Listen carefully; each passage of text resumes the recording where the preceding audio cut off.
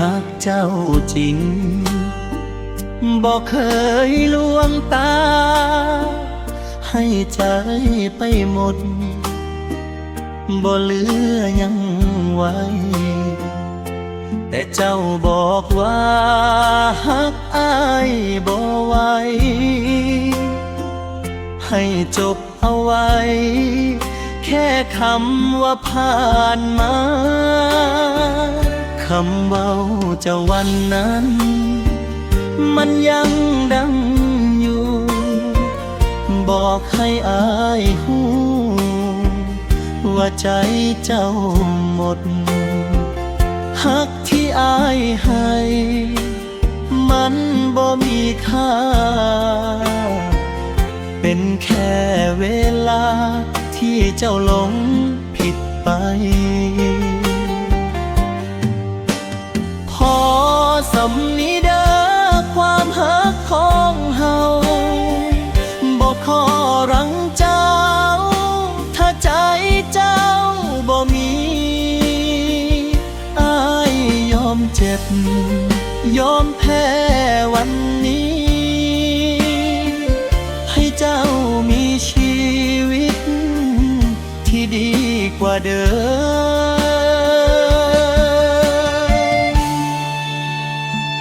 พอสำนี้เด้ออ้ายขอจำใจฝืนยิ้มส่งไปทั้งที่ใจพังหักเท่านี้ที่อ้ายยังมีก็พอสำนี้ให้เจ้าจากไป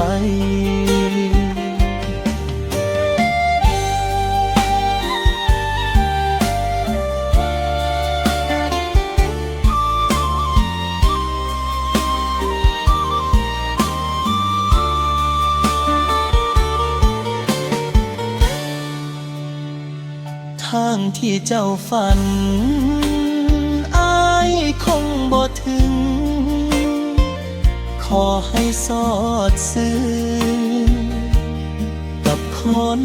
ใหม่ส่วนอ้ายสิอยู่กับความเดียวดาย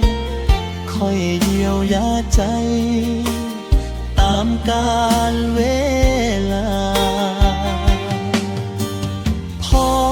สำนี้เด้อความหักของเฮาบอกขอรังเจ้าถ้าใจเจ้าบ่มีอ้ายยอมเจ็บยอมแพ้วันนี้